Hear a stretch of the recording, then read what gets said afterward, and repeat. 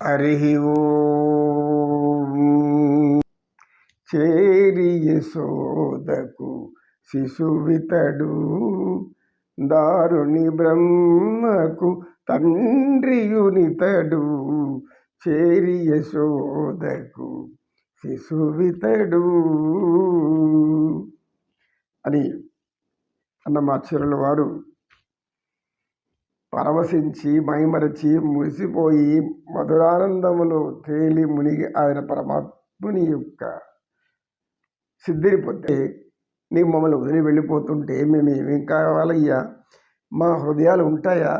మేము జీవించగలుగుతామా? ఈ గోకులంలో మా యొక్క ఆనందం అనేది ఉంటుందా? గోకులమంతా చిన్నబోదా? గోకులమంతా కటికి చీకటిగా మారదా? పద్మజాక్షుడు, నీరజాక్షుడు, నిల్వ పరిమళాలు కురిపించేటటువంటి ఆ రూపాన్ని ఇంకా మనం చూడలేము. లేవండి, అందరూ లేయండి, ఆయన అడ్డుకుంటాం, ఆ రథాన్ని అడ్డుకుంటాం. ఏం జవాబు చెప్తాడో మనమందరం పోదామని ఒకరికొకరు అందరూ చెప్పుకుంటున్నారు. వృద్ధులైతే వృద్ధ మహిళలు, వృద్ధులు వాళ్ళు కన్నీరు కారుస్తున్నారు. అయ్యా, నిన్ను చూసి మురిసిపోతున్నాం. నీ యొక్క ఆనందాన్ని, నీ యొక్క దివ్య సౌందర్యాన్ని, నీ పరమ మోహన మనోహర మైమరిపించేటటువంటి సన్మోహనమైన నీ యొక్క చిరునవ్వును చూసి మేము ఆనందిస్తున్నాం. అది దూరం చేస్తున్నావా? మేము ఎలా ఉండగల ఈ గోకులంలో అంటున్నారు ఆ గోకుల వాసులందరూ కూడా. గోకుల వాసులు గొప్ప బాలలైతేమి, గొప్ప బాలికలైతేమి, గోకులంలో ఉన్న పెద్ద పెద్ద యాదవులైతేమి, ఈ అనేక మంది యాదవులందరూ కూడా ఒక్కటిగా అయిపోతున్నారు. ఎలా పరమాత్మను వదిలిపెట్టాలి? పోనీకుంటే ఎలాగన్నా చెయ్యాలి, ఆ రథానికి అడ్డుపడాలి. సూర్యోదయం అయిందంటే ఆయన ఇక్కడి నుంచి వెళ్ళిపోతాడు. వారు ఇంకా ఏమంటున్నారంటే, ఓయి అక్రూర, నీవు అక్రూరుడు కాదు, క్రూరాత్ముడు. మా మనోహరుడు, మా మనసు హరించిన వాడు, మా ప్రేమను దోచుకున్నవాడు, మాతో ప్రేమారగా ప్రేమ విందుని మాకు అందించినవాడు, అటువంటి వాడిని తీసుకెళ్తున్నావు. నీ అంత దుర్మార్గుడు దుష్టుడు ఉంటాడా? ఇంకొకరు ఉంటారా? కృష్ణానికి ఇది న్యాయమా? మమ్మల్ని అందరినీ కూడా ఇలా వదిలేసి అర్ధాంతరంగా నడి సముద్రంలో విడిచేసేసిపోతే మేము ఎలా ఒడ్డు చేరగలం, బయట పడగలం? నీ ప్రేమ లేక, నీ యొక్క చూపు లేక, నీ మాట వినక ఒక్క క్షణమైనా మేము ఉండగలం అనుకుంటున్నావా? ఎందుకు మా యొక్క సర్వస్వం అర్పించావు? మా ఇంట్లో మా భర్తలను, పిల్లలను, వాళ్ళకి ఇవ్వలేనటువంటి ప్రేమనంతా నీకు ఇచ్చేసావు. ఇది కూడా మర్చిపోయావా? దీన్ని కూడా మర్చిపోయావు. మేమేమేమి మాలో ఉన్నాయో సర్వస్వం నీకు ఇచ్చాం. మా దేహం మాత్రమే అక్కడ సంసారం చేస్తుంది. మా భర్తలతో కానీ, మా పిల్లలతో కానీ, అనేక విషయాలలో కానీ, గోవులతో కానీ, పశువులతో కానీ, పక్షులతో కానీ, ఇవన్నీ కూడా భౌతికపరమే. కానీ ప్రేమపరంగా నీలాంటి ప్రేమమూర్తిని మేము వదులుకుంటున్నామంటే మాకు ఎంత దుఃఖం పొంగుకొస్తుందో తెలుసా నీకు? అది నీకు అర్థమవుతుందా? మా దుఃఖం నీకు అర్థమవుతుందా? కొంచెమైనా కూడా అర్థం చేసుకుంటున్నావా? ఏమిది నీ యొక్క ఈ యొక్క ప్రయత్నం? ఇలా మమ్మల్ని వియోగం చేయటం, దూరం చేయటం నీకు ధర్మమా? ధర్మమూర్తివి, నీకు ధర్మమా? నేను ధర్మమూర్తిని అంటావు, సత్యమూర్తిని అంటావు, సర్వమతానైనా అని అంటావు, అందరి ప్రేమను నేనే ఆనందిస్తుంటాను అంటావు. మరి ఇలా మమ్మల్ని మధ్యలో వదిలేసేసి వెళ్ళిపోతే నీకు బాధగా లేదా? అవునులే, కఠిన హృదయుడిగా నీకెందుకు బాధ ఉంటుంది? నీవు శిలలైనా కలుగుతాయి కానీ నీ హృదయం కరగదని ఇదివరకు ఒకసారి మాకు దాన్ని నిరూపించావు. ఇప్పుడు ఇది నిజం చేస్తున్నావు.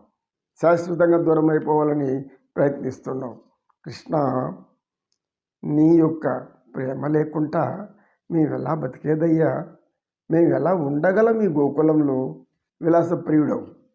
నీకేమి ఎక్కడ పోయినా నీ చుట్టూ అనేక మంది గోపికలు చేరుతారు. మరి మేమేమైపోవాలి? మాకు మళ్ళీ కృష్ణుడు రాడు కదా, కృష్ణుడు దొరకడు కదా. నేను తిరిగి వస్తానని అంటావేమో, అది మేము నమ్మలేము. ఎందుకంటే మధురా నగరంలో నువ్వు వెళ్ళిపోయావంటే, మధురా నగరంలో అడుగు పెట్టావంటే ఇక అక్కడ అనేక మంది వలపుకాంతలు, అతి ఖరీదైనటువంటి నగరవాసులు, అది నగర జీవనం. ఆ నగర జీవనంలో ఆ నాగరికమైనటువంటి ఆ సుందరాంగుల మధ్యలో ఆ నగరంలో ఉన్నటువంటి అనేక మంది మీపై వ్యామోహాన్ని కురిపించి నిన్ను మైమరపించి వాళ్ళ నృత్య గాన వీణా వినోదాలతో నిన్ను పరవశింపజేస్తే నీవు మమ్మల్ని మర్చిపోకుండా ఇంకేం చేస్తావు? ఖచ్చితంగా మర్చిపోతాం. ఎందుకు? ఇక్కడ మేమేముంది, 4 చీరలు ఏదో సహజంగా పువ్వులు ఇంత మామూలుగా ఉన్నాం. అక్కడ నగర జీవనం అంటే ఏంటి, మనం చూస్తుంటాం గ్రామాల్లో స్త్రీలు కొంచెం సాంప్రదాయబద్ధంగా ఉంటారు. అదే కొంచెం ఈ యొక్క పట్టణాల్లో నగరాల్లో అయితే ఆ తగినటువంటి ఆ కాలానికి తగినటువంటి వస్త్రాలు ధరించి వాళ్ళు కొంచెం అన్ని విధాలుగాను అలంకరించుకొని పోతూ ఉంటారు.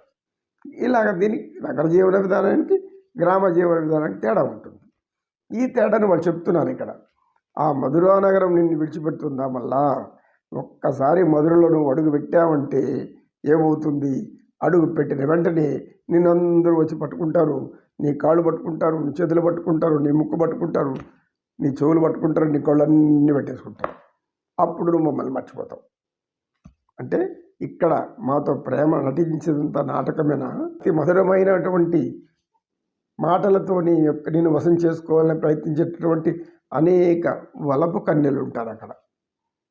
మా బాధ నీకు అర్థం కాదా అని గొప్పకాంతలు అంటున్నారు.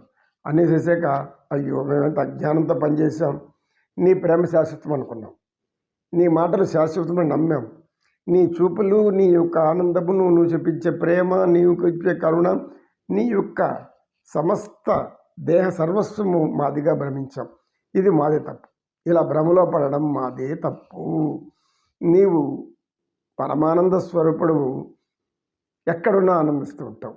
కానీ మాకు అది తెలియదే.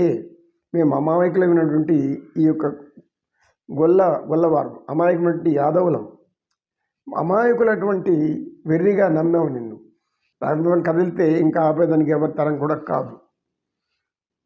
వెంటనే వాళ్ళు ఒక నిశ్చయానికి వచ్చేసారు. ఇప్పుడు సహజంగా అనేక సమస్యలతో పోరాడుతూ ఉంటాం. ఏదో ఒక సమస్యకు మనకు పరిష్కారం దొరుకుతుంది.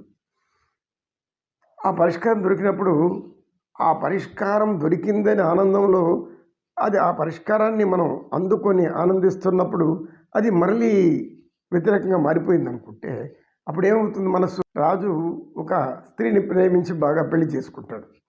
అంటే రాజు వరించిందే రంభ, రాజు రవిచ్చిందే రంభ. ఒక అందమైన స్త్రీని ప్రేమించి వివాహం చేసుకుంటాడు. చేసుకునే వెంటనే ఏమనుకుంటుంది ఆ స్త్రీ? నా సొంతం, నా భర్త నాకే సొంతం తప్పితే ఇంకెవ్వరి సొంతం కాదు. ఎందుకు? నేనంటే అమితమైన ప్రేమ. ఆయన హృదయంలో నాకు తప్ప ఎటువంటి చోటు లేదు. కనుక ఇది నాకు నమ్మకం. నా భర్త అంటే ఎంత నమ్మకం, అంత విశ్వాసం, అంత ప్రేమ అని అనుకుంటూ ఉంటారు. అనుకుంటున్నప్పుడు నిజమని నమ్ముతారు పాపం. సో రాజుకి ఇంకొక స్త్రీతో పెళ్లి చేసుకోవాలని కోరిక కలుగుతుంది. ఆమెను పెళ్లి చేసుకోవాలని చేసుకోవాలని నిశ్చయించుకుంటాడు. అందరూ వస్తారు. ఈమె తెలిసి మొదటి బాగా తెలుస్తుంది. మొదట ఏం చేస్తుంది? అడుగుతుంది, నేను నమ్మినందుకు ఇదా నువ్వు చేసింది? ఒక సర్వస్వం నా సొంతం అనుకున్నాను, జీవితంలో ప్రవేశించకూడదు అనుకున్నాను, ఇప్పుడు మాయం చేస్తున్నావే అని అంటుంది. ఆయన ఏం చేస్తాడు? నచ్చ చెప్తాడు. ఆయన కూడా ప్రేమించింది, పోతే పోనీ ఒప్పుకొని ఈసారి ఒక్కసారికి ఏం చేస్తాము, నేను ఆమె కూడా నన్ను ప్రేమించింది, ఆ ప్రేమను కాదలేకపోయినాను అని అంటాడు. ఏదో కుయ్యోమరని అడుక్కుంటాడు భార్య కాసేపు. ఆమె ఏం చేస్తుంది? నా మాటలు నమ్ముతుంది. సరే ఫోన్లే ఈసారి సర్దుకుంటాం అనేసి ఊరుకో ఉండదు.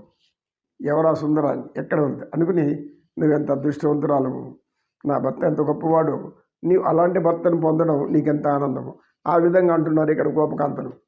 ఓ మధురా నగర సుందరీమణులారా, పౌరులారా, అక్కడ ఉన్నటువంటి అందరూ ప్రజలారా, మీరు ఏమి పుణ్యం చేసుకున్నారు, ఏం అదృష్టం చేసుకున్నారు, ఎంత తపం చేశారు, ఏం వ్రతం చేశారు. మా యొక్క ప్రాణనాథుడు, మా ప్రాణేశ్వరుడు మీ నగరంలో అడుగు పెడుతున్నాడు. కృష్ణం వందే జగద్గురుం, శ్రీకృష్ణం వందే జగద్గురుం.